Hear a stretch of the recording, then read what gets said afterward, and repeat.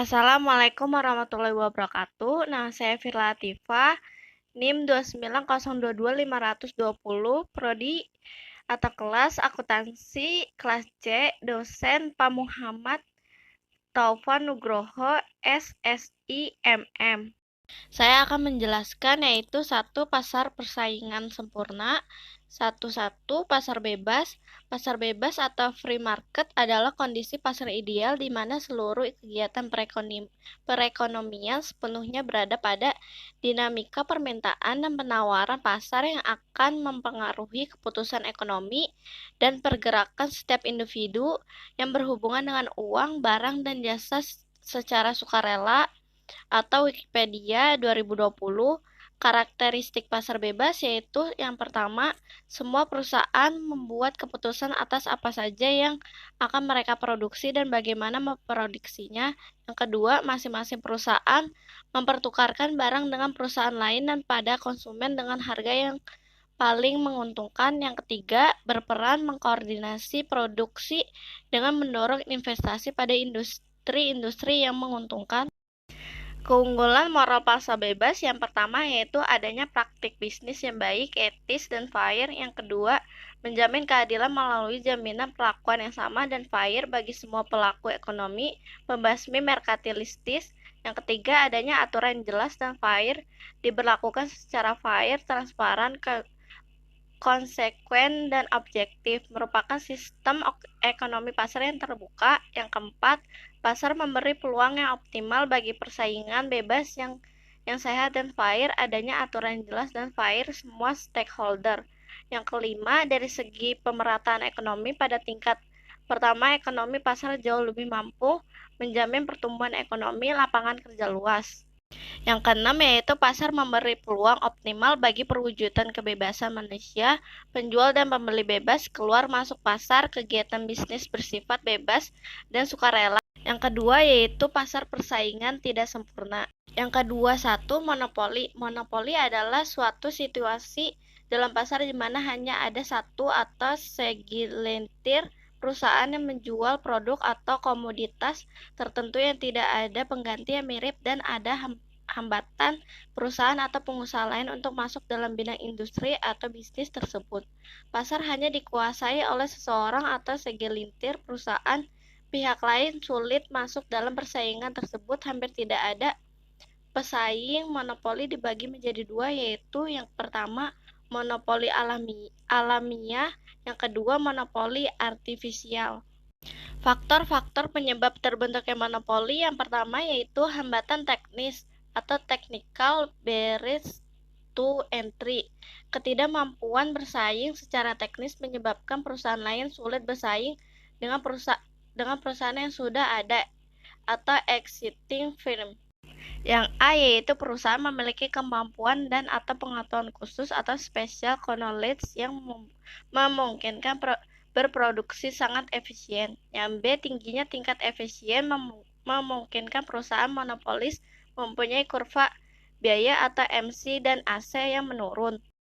Yang C yaitu perusahaan memiliki kemampuan kontrol sumber faktor produksi baik berupa sumber daya alam, sumber daya manusia maupun lokasi produksi. Faktor-faktor penyebab terbentuknya monopoli yang kedua yaitu hambatan legalitas atau legal barriers to entry. Yang A, undang-undang dan hak paten. Yang B, hak paten atau patent right atau hak cipta. Yang pertama yaitu hanya ada satu produsen.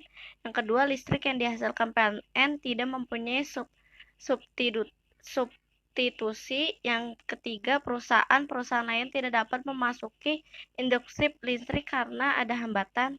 2.2 yaitu oligopoli. Oligopoli yaitu terdapat sedikit penjual dan tidak selalu melakukan kompetisi yang agresif. Beberapa perusahaan sepakat secara tersurat maupun tersirat untuk menetapkan harga produk dari industri sejenis pada tingkat yang jauh lebih tinggi dari harga yang berdasarkan mekanisme murni dalam pasar, kolusi antar pengusaha. Mirip dengan monopoli, namun kalau monopoli adalah penguasaan industri atas persetujuan pemerintah, namun oligopoli adalah penguasaan industri atas dasar kolusi pengusaha. secara tersirat yang ingin diperangi oleh perusahaan dalam oligopoli adalah konsumen sebab mereka ingin mendapatkan untung yang sebesar-besarnya dari konsumen.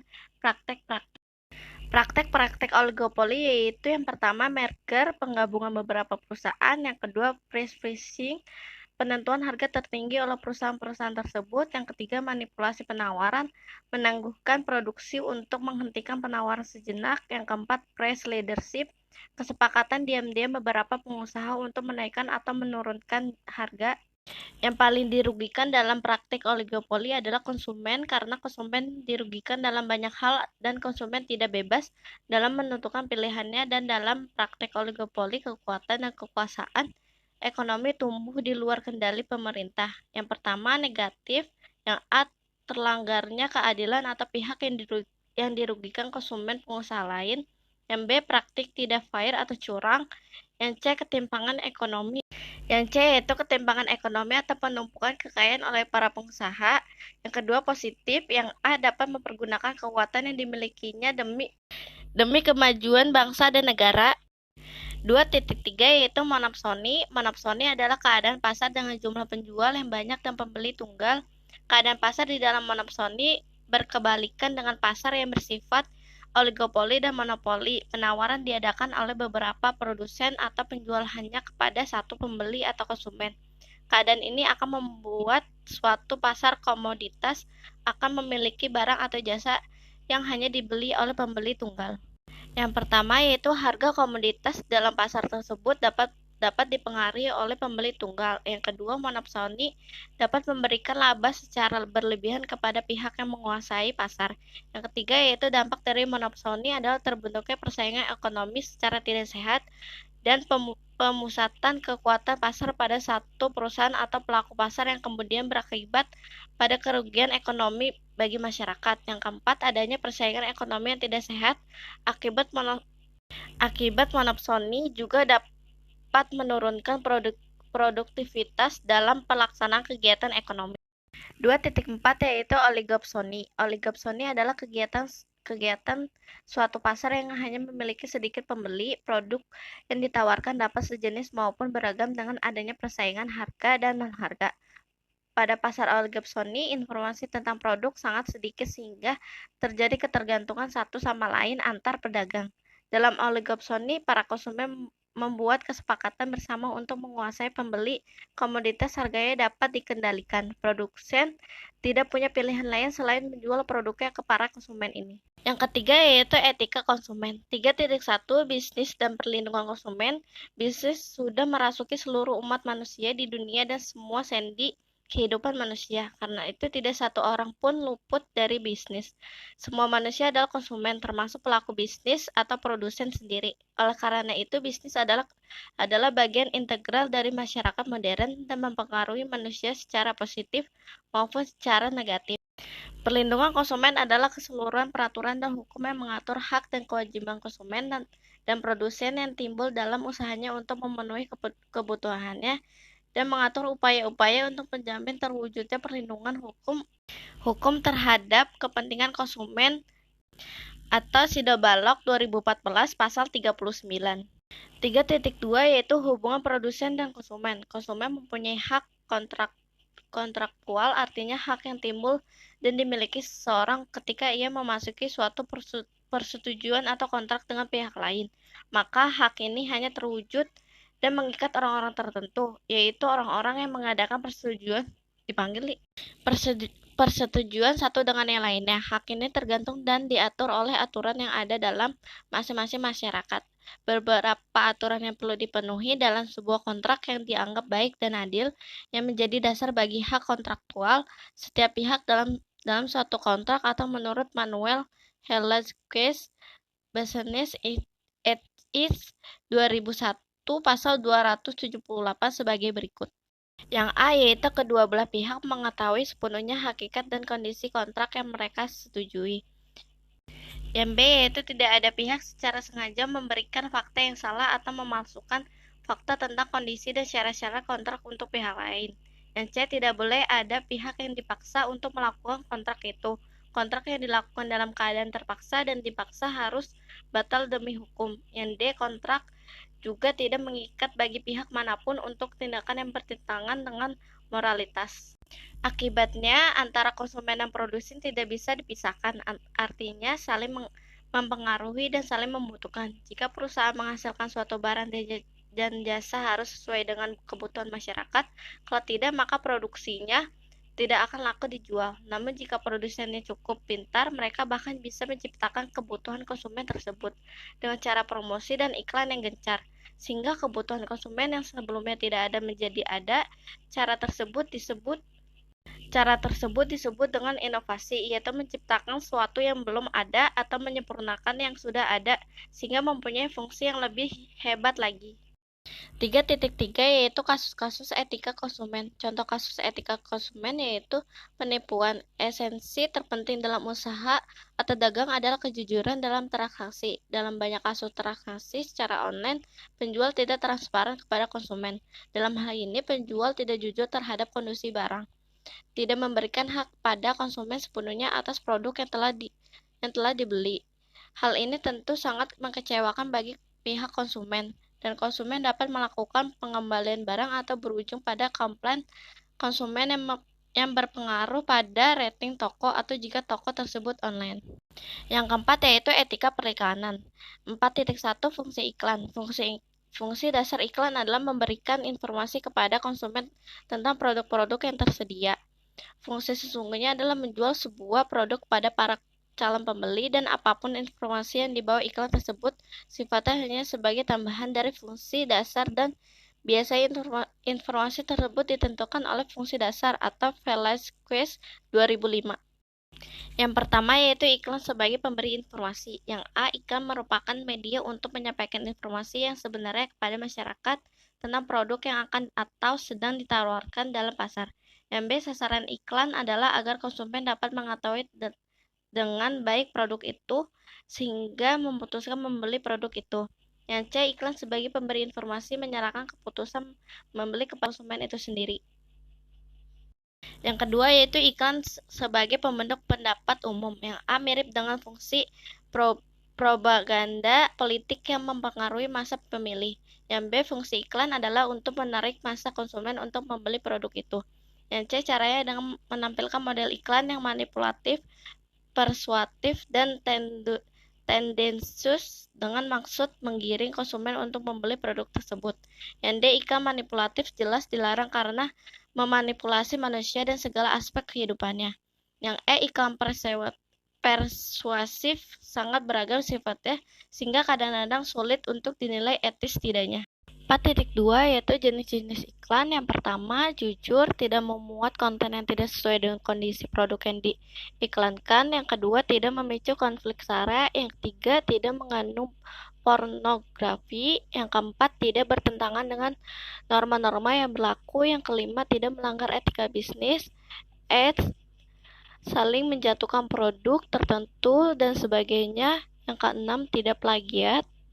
Halo guys, seperti halnya iklan Indosat versi liburan ke Australia ini. Di dalam poster itu terdapat headline, liburan ke Aussie lebih mudah dibanding ke Bekasi. Sontak headline itu membuat warga Bekasi geram. Iklan itu dianggap menghina warga Bekasi.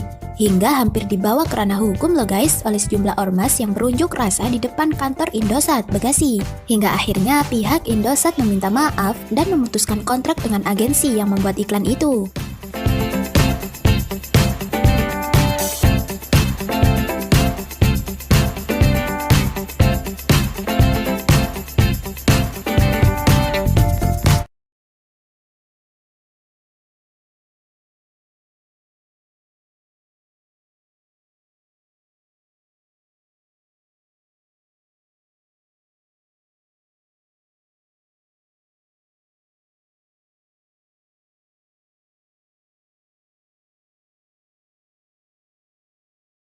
Kasus-kasus etika perikanan, iklan viral Indosat dan ditayangkan di media sosial Twitter ini muncul pertama kali pada akhir tahun 2014 dan merupakan rangkaian promo Indosat mengenai layanan jaringan di luar negeri. Yang menjadi kontroversi pada iklan Indosat adalah headline liburan ke Aussie lebih mudah dibanding ke Bekasi. Dalam iklan tersebut digambarkan ada satu orang wanita dan satu orang laki-laki yang hendak berlibur di latar belakang gedung opera yang berada di kota Sydney, Australia, dan ada harga paket internet murah yang dapat digunakan di negara Australia bila menggunakan Indosat. Salah satu iklan yang bisa Puluhan dikatakan demonstran tidak berunjuk rasa di beretika adalah kantor iklan cabang Indosat operator di Jalan Veteran seluler Bekasi Indosat yang Selatan, secara Bekasi, Jawa Barat. terang-terangan Aksi ini merespon menghina kota iklan Bekasi. Indosat di media Dalam sosial yang iklannya dinilai Indosat mendiskreditkan menyebutkan dan liburan ke mencemarkan Aussie lebih kota mudah Bekasi. dibanding ke Bekasi. Dalam orasinya, Tentu demonstran iklan menyatakan tersebut kekecewaan atas membuat konten marah iklan warga Indosat. Bekasi, Iklan itu bahkan mengandung pesan budayawan liburan ke Aussie Bekasi lebih mudah Komarudin dibanding Ibnu ke Mika Bekasi. memastikan Indosat Sebelumnya, sudah manajemen melanggar Indosat telah etika. menyampaikan permohonan maaf. Indosat juga Indosat dianggap mengklaim sudah telah ditarik melecehkan dari pemerintah akun daerah dan @indosatmania. menjatuhkan harga diri masyarakat Bekasi.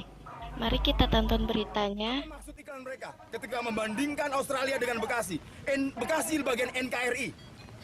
Semua dari ujung Sabang sampai Merauke bagaimana meningkatkan nasionalisme kepemudaan kita, nasionalisme rakyat kita terhadap Indonesia. Indosat, mereka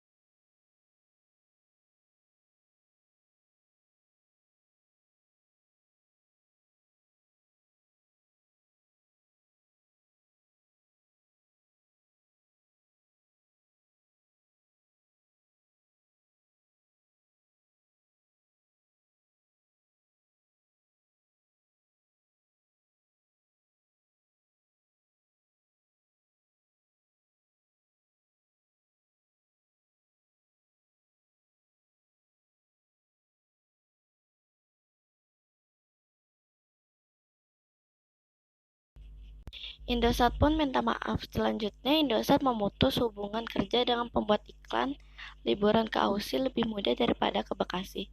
Jika ada dampak merugikan, pemerintah Kota Bekasi akan mengambil langkah tertentu, misalnya memanggil pihak Indosat. Sebenarnya iklan ini sudah melanggar etika, namun hal ini juga merupakan kritik yang membangun untuk pemerintah Kota Bekasi, bahwa iklan Indosat merupakan kritik yang membangun terhadap Pemda dan warga Bekasi.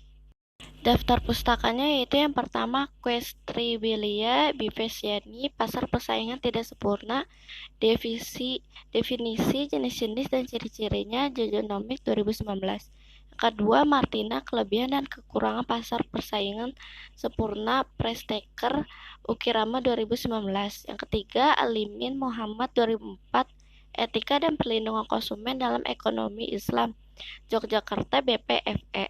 Yang keempat Ati Yani 2011, Perikanan dan Etika, Pengontrolan terhadap Etika dan Penilaian Etis terhadap Iklan. Yang kelima yaitu Umar Hussein 2000, Metodologi Penelitian Aplikasi dalam Pemasaran, dilengkapi dengan 8 bahasa komparatif. Kasus Pemasaran Jakarta, Gramedia Pustaka Utama. Sekian dari saya ucapkan terima kasih. Assalamualaikum warahmatullahi wabarakatuh.